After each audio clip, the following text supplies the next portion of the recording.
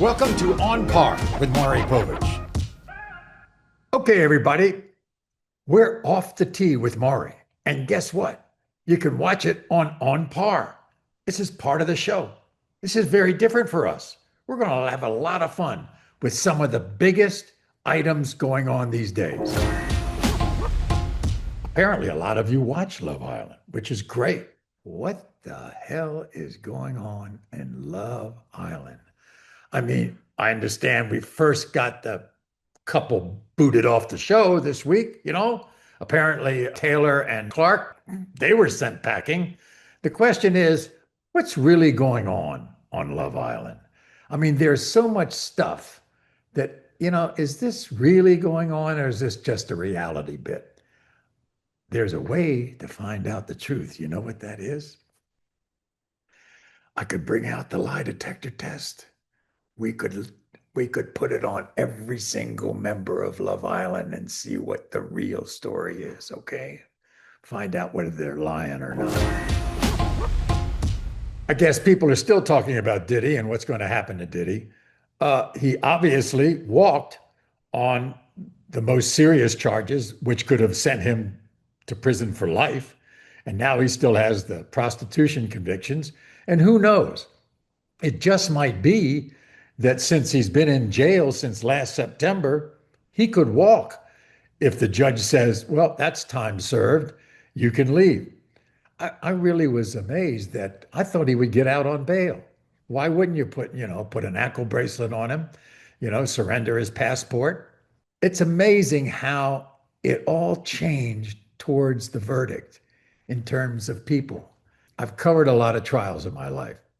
There's a difference between being not guilty and being innocent, because the government has to prove beyond a reasonable doubt that you are guilty of something. Well, guess what? Diddy, the entire 12-person jury found him innocent. Well, no, found him not guilty. And there are a lot of people who probably think, well, he might not be guilty, but is he really innocent? Because if you took a look at those tapes during the trial, I mean, there was some brutal stuff going on. But the government, I'll tell you, they did a bad job because they should have never accused him of the RICO Act, because that was so hard to prove, especially when the charge was just against Diddy without any other conspirators. Very tough for a RICO conviction that way. And the sex trafficking charge was a big one, but guess what? The jury said he was not guilty, and so be it. I think Diddy might get time served. Let's talk about one of my favorite people in this world. Now, you might ask why and who? It's Cardi B, making all these appearances at fashion shows, and whether she's deleting Stefon Diggs, her man, from her various social media accounts. But with Cardi B herself, did you see the pics at the fashion shows in Paris? Wow. I mean, they were amazing. She looked great in all these various outfits at all these various shows. The one I loved the best was the one where she had a bird on her shoulder. That was the greatest. And then the big black and white gown with the kind of halo over top of it. Perfect. And the other big story with Cardi B is Stefon Diggs. I mean, are they together or aren't they together? Apparently she kind of wiped away all the stuff on social media. And yet I think Stefon is saying, hey, we're still together. Who knows? Do you all know out there? Who knows? Let me know. One of the reasons why I love the sport of baseball is because the All-Star Game still means something. The American League and the National League, they are rivals. They've always been rivals. It was even more so before there was interleague play. But now still it is something. And there have been great moments in Major League All-Star games. Unlike the NBA, guess what? When they're running around scoring 160 points on each other, They're still throwing 100 miles an hour in the baseball All-Star game, and they're still making great defensive plays in the baseball All-Star game. In fact, the first walk-off home run to win an All-Star game, 1941, Ted Williams. Then in 1955, Stan Musial. And then, believe it or not, in 2019, Pete Alonso. Those are the only three walk-off homers in all the All-Stars games starting in the mid 1930s. I have a lot of respect for people like Ted Williams and Stan Musial. I go way back with them. Believe it or not, in the 1940s, the mid to late 1940s, I was the spring training bat boy for the Washington Senators baseball team in Orlando, Florida. My father, Shohei Povich, was the long-time writer for the Washington Post, and the family would go to Florida every single winter for spring training. And believe it or not, I was allowed to be, at the ages of 5 and 6 and 7 years old, the bat boy for the Senators.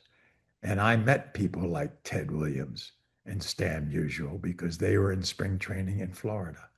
And it was one of my greatest thrills to meet those people. The other great story in baseball is Shohei Otani, right? We haven't seen this since Babe Ruth. We haven't seen this since 1919. 1919. And the question is, can he continue doing that? And you remember, I mean, he's waited over a year to pitch, and now he's back pitching. And, as a hitter, is remarkable. And of course, he's the only guy to hit 50 home runs and steal 50 bases in 1 year.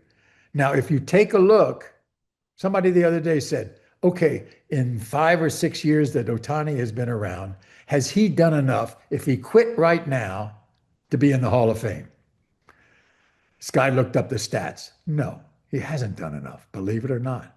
He needs another 4 or 5 years of what he's done in order to be eligible in terms of statistics to be in the Hall.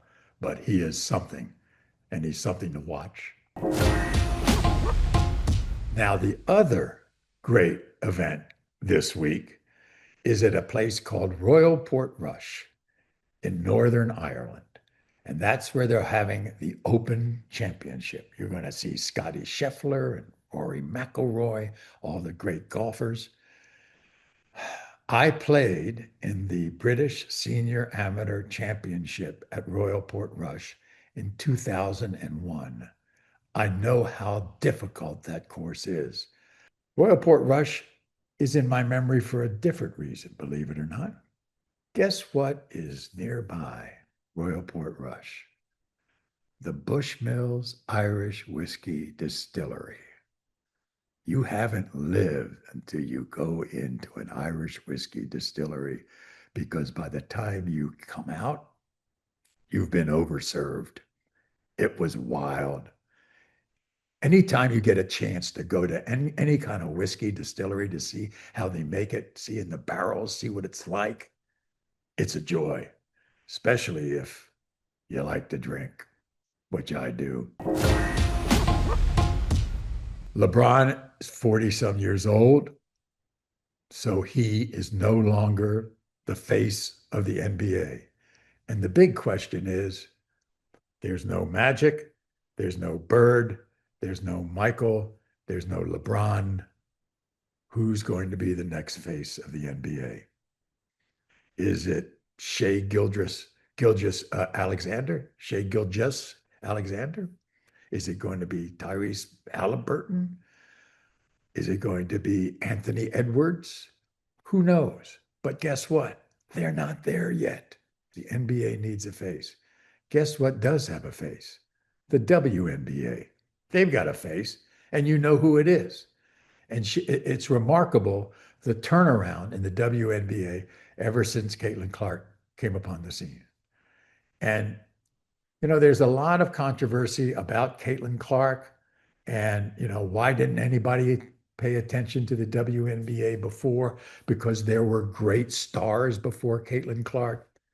But no one has been able to galvanize an audience the way she has. I don't, maybe it's her 3-point shooting. Who knows? Maybe it's her passing, the fact that she is a great ball handler and has a lot of assists in the game. But she has done it. And she's done it because you have to take a look at the attendance, sold out arena everywhere she goes. Now the question is, what's going to happen with the WNBA in terms of the future? She made $75,000 as a rookie. $75,000. I saw it the other day. The number one pick of the NBA draft will make, not as a rookie, but in the rookie contract, 50-some million dollars before his rookie contract is up. Who's drawing more people? How about the fact that in the NCAA women's championship that she played in, it beat the NBA championship that year, last year? How about that? And there's one other big rumor these days. It kind of involves sports. How about Tom Brady and Sofía Vergara? Huh, really? In Ibiza? You know, first of all, somehow in the summertime, all these people get invited on these huge yachts, and they're all over I mean, of course, the Bezos wedding and all that, but every single year in the summertime, all these rich swells have these huge yachts. And all of a sudden, all these personalities, all these celebrities just kind of, go on the yachts and all over the Mediterranean, all those little spots that they go to. And in Ibiza, Vergara and Tom Brady. Oh, come on, Tom. And speaking of drinking, we're going to have some content dropping soon with Audrey and Meg from the VIP list, and it might just involve some Henny. I hope we've had some fun. We'll do it again. It's Off the Tee with Maury on Par. If you've had as much fun as I did, make sure you subscribe to On Par with Maury Povich on YouTube and tap that little bell so you don't miss a thing. And if you like to listen on the go, we're on Apple, Spotify, everywhere you get your podcast. Hit that follow button. I'll be back with more before you know it. On Par with me, Maury Povich, is brought to you by Mopo Productions, A Better Life Media, and Radley Studios, with executive producers, me, Maury Povich, Holly J. Mirabella, and Christian Thompson. Supervising producer, Mike Bernasian.